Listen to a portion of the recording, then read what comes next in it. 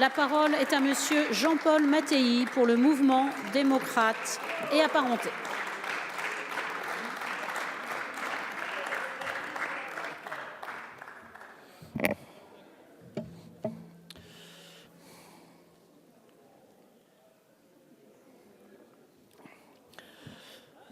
Madame la Présidente, Madame la Ministre, Messieurs les ministres, mes chers collègues, le 17 novembre dernier, la colère des Français qui travaillent mais peinent à vivre dignement éclatait sur les ronds-points de France.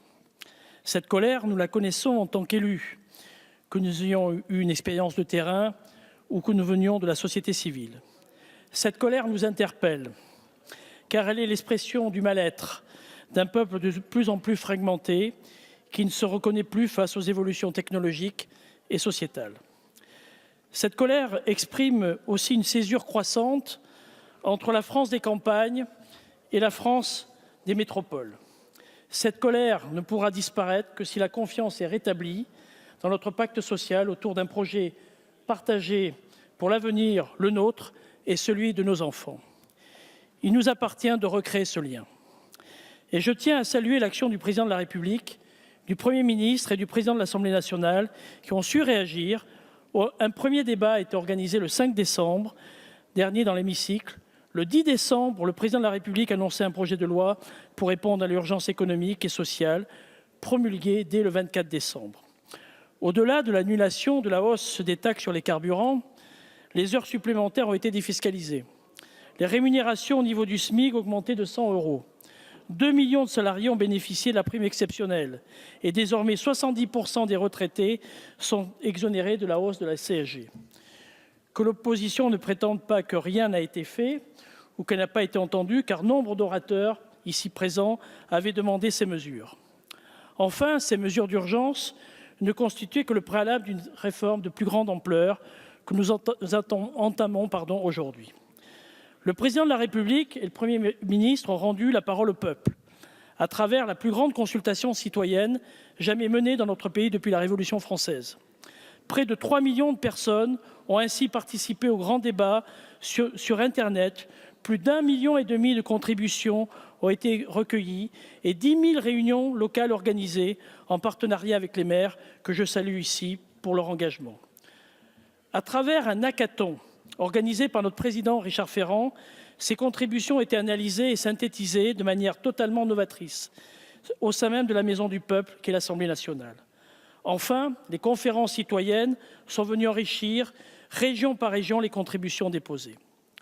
Beaucoup de ces contributions révèlent un besoin de justice fiscale au cœur de la fragmentation de notre société. Le groupe MoDem est attaché au sens citoyen du paiement de l'impôt et considère que nous devons, en la matière, à la fois ne pas casser l'envie d'entreprendre et en même temps rechercher une plus grande solidarité fiscale. Actuellement, les dépenses publiques représentent 56% du PIB et sont à 60% consacrées aux dépenses de protection sociale. Il nous faut distinguer, d'une part, la dépense publique qui finance les services régaliens et immédiats, l'éducation, sécurité, justice, défense, dépenses incompressibles, et d'autre part, celle qui représente une forme de paiement différé de prestations sociales, retraite, santé, assurance chômage, autant de piliers de notre modèle social inscrit dans la Constitution et qui fait qu'en France, même si certains pensent le contraire, la solidarité est plus forte qu'ailleurs. Nous sommes devant une équation difficile à résoudre. Si nos concitoyens réclament une baisse d'impôts, cela ne peut passer qu'en baissant le niveau des dépenses publiques ou en augmentant le PIB par la croissance. Nous préférons cette deuxième solution au sein du groupe MoDem. Et c'est celle à laquelle s'attache le gouvernement depuis 2017, afin de libérer les générations futures du poids écrasant de la dette qui dépasse aujourd'hui les 2 300 milliards. Cette dette est autant fiscale qu'écologique. Et nous devons ainsi aussi affronter avec courage la question du monde que nous voulons léguer à nos enfants, ce qui pose la question de la fiscalité environnementale. Nous considérons au groupe MoDem que la dépense publique doit être utile, être mieux répartie entre les populations et les territoires, que les prélèvements obligatoires sont nécessaires, mais qu'il faut qu'on parvienne à un plus grand consentement à l'impôt, sans stigmatiser les plus fragiles qui, même s'ils sont exonérés d'impôt sur le revenu, contribuent largement par le paiement de la TVA. Et sans stigmatiser non plus ceux qui gagnent bien leur vie et qui ne doivent pas subir un prélèvement confiscatoire.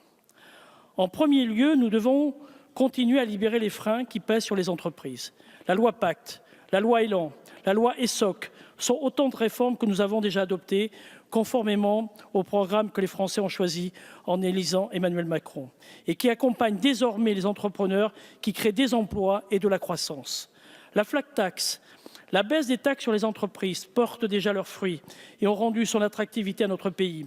Et même si le groupe Modem souhaite aller plus loin, en facilitant encore davantage la transmission d'entreprise pour les salariés ou dans le cadre familial. Nous devons continuer à accompagner toutes ces PME et PMI qui sont au cœur du maillage territorial de notre pays et qui créent de l'emploi en milieu rural. Nos concitoyens réclament une taxation des géants du numérique. Ce sera fait dès demain. La réforme de l'ISF, transformée en impôt sur la fortune immobilière, visait également à favoriser l'investissement des capitaux dans l'économie en ne conservant que la taxation du foncier. Et même si cette réforme pourrait encore être améliorée en fonction des éléments d'évaluation bientôt remis par la Cour des comptes, il nous faudra veiller à ne pas renouveler les effets pervers de cet impôt, tout en envoyant de vrais signes au titre de la solidarité. En second lieu, nous devons rendre plus lisible et plus juste l'impôt. Nos concitoyens réclament plus de lisibilité de l'impôt et des différentes taxes et plus de justice fiscale et sociale pour une plus grande contribution des hauts revenus,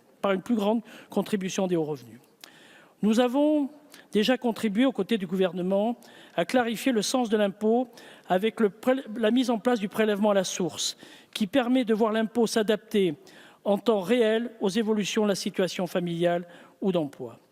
Nous souhaitons, avec le Modem, alléger la charge fiscale qui pèse sur les classes moyennes et notamment restaurer l'universalité des allocations familiales et relever le quotient familial. Faut-il taxer les flux ou les stocks?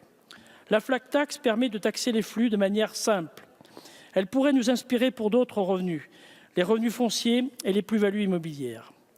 La modification du barème de l'impôt sur le revenu, si nous choisissons cette solution, devra se faire avec prudence, car si historiquement nous sommes passés de 7 à 5 tranches, des verrous constitutionnels sont là.